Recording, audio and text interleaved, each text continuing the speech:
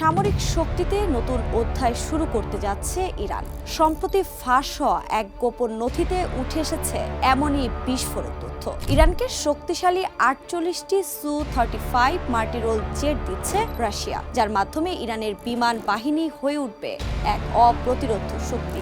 একে ইসরায়েলের কাছে কেবলই হুমকি নয়, বরং এক দুঃস্বপ্ন বলছেন বিশ্লেষকরা। কেন? এর এই বিস্তারিত জানাতে ইনসাইড স্টোরিতে আপনাদের সঙ্গে আছি আমি আফরিন মৌ।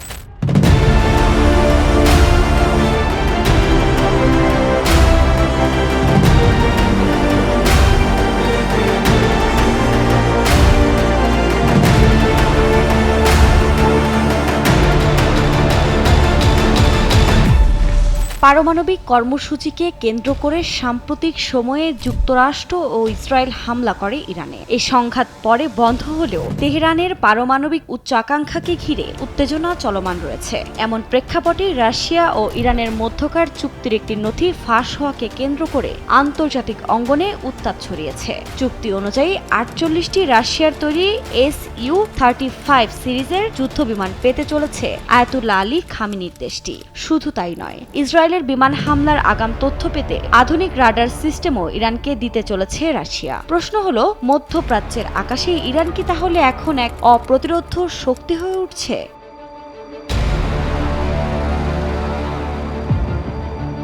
যুক্তরাষ্ট্রসহ পশ্চিমাদের চমকে দিয়েছে ইউক্রেনের হ্যাকারের একটি দল। তাদের সাইবার আক্রমণের ফাঁদে পড়ে ফাঁস হয়ে গেছে রাশিয়া ও ইরানের গুরুত্বপূর্ণ চুক্তির নথিপত্র।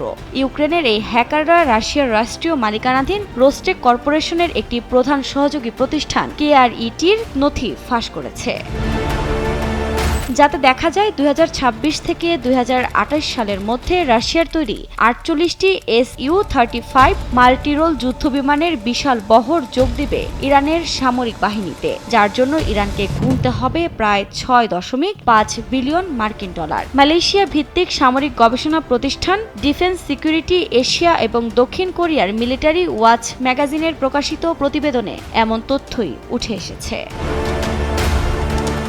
রাশিয়া ও ইরানের এই চুক্তির মধ্যে আরও রয়েছে 24টি খিবিনি এম মডেলের ইলেকট্রনিক ওয়ারফেয়ার পড ও 5টি SVRL-277M রাডার সতর্কতা রিসিভার সহ আরও বেশ কিছু প্রতিরক্ষা সরঞ্জাম। এই সরঞ্জামগুলো ইরানের সামরিক বহরে যোগ হলে দেশটির বিমান বাহিনী মধ্যপ্রাচ্যের সবচেয়ে শক্তিশালী বাহিনীতে পরিণত হবে বলে মত বিশেষজ্ঞদের।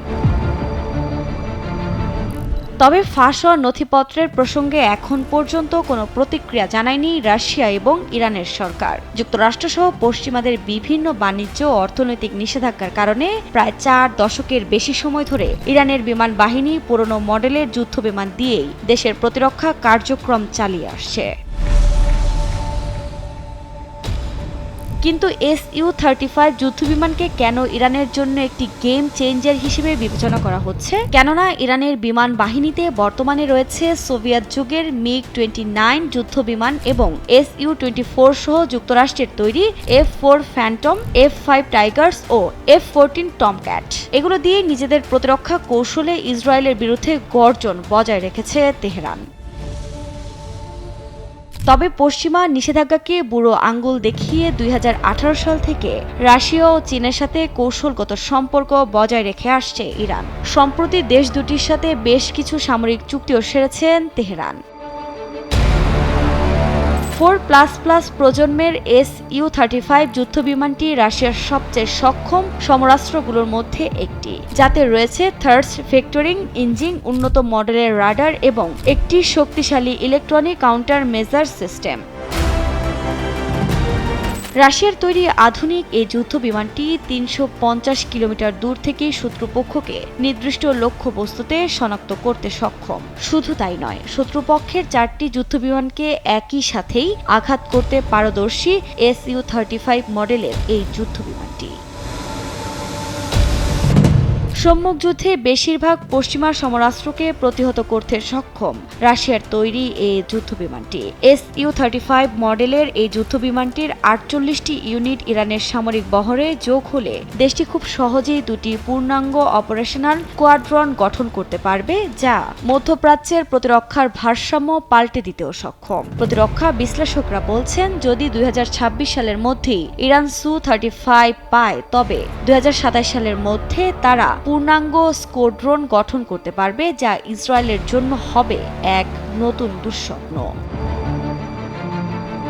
তবে ইরান যে রাশিয়ার থেকে শুধু অস্ত্র নিচ্ছে ব্যাপারটা তেমন নয়। তেহরান ও ইউক্রেন যুদ্ধে শাহেদ ড্রোন সহ কম দামে বহু অস্ত্র সরবরাহ করেছে ক্রেমলিনকে।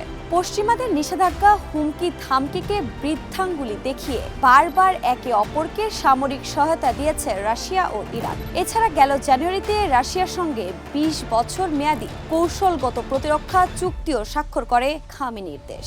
বিশ্বমণ্ডল যুক্তরাষ্ট্র সহ পশ্চিমাদের একের পর এক নিষেধাজ্ঞা ও হুমকি ধামকির মধ্যেই রাশিয়া ইরানকে দিয়েছে প্রযুক্তি ও কৌশলগত সহায়তা। তবে এ যাত্রা নতুন নয়, এ সহযোগিতা দীর্ঘদিনের। 1979 থেকে শুরু করে 2001 এবং 2014 থেকে 2022 পর্যন্ত বিভিন্ন পর্যায়ে তা অব্যাহত আছে।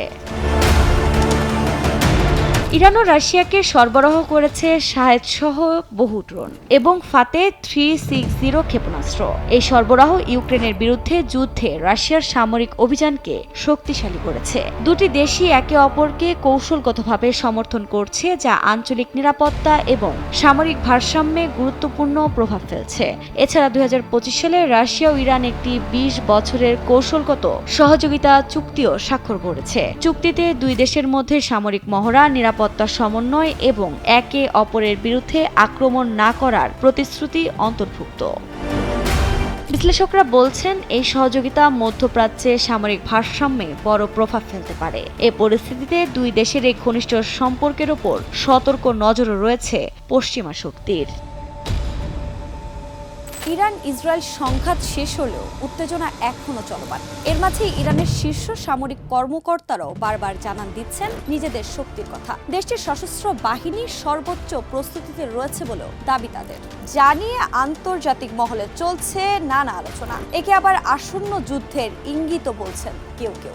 ইরানের হামলার মধ্য দিয়ে দেশটির পারমাণবিক সক্ষমতা চিরতরে ধ্বংস করাই ছিল ইসরায়েল ও বিশ্বমণ্ডল যুক্তরাষ্ট্রের পরিকল্পনা। তবে ঠিক কতটা সফল হলো তারা তা নিয়ে প্রশ্ন থেকেই যায়। এর মাঝেই ইরানের সেনাপ্রধান আবারও কড়া হুঁশিয়ারি দিয়েছেন, বলেছেন দেশটির সশস্ত্র বাহিনী এখন সর্বোচ্চ প্রস্তুতিতে রয়েছে। যে কোনো হুমকির মুখে ইরান তাৎক্ষণিক এবং নির্ধারক প্রতিক্রিয়া জানাতে প্রস্তুত। তিনি আরও জানান, ইরান শত্রুপক্ষের প্রতিটি পদক্ষেপ নিবিড়ভাবে পর্যবেক্ষণ করছে এবং সেই অনুযায়ী সামরিক সক্ষমতা বাড়াচ্ছে।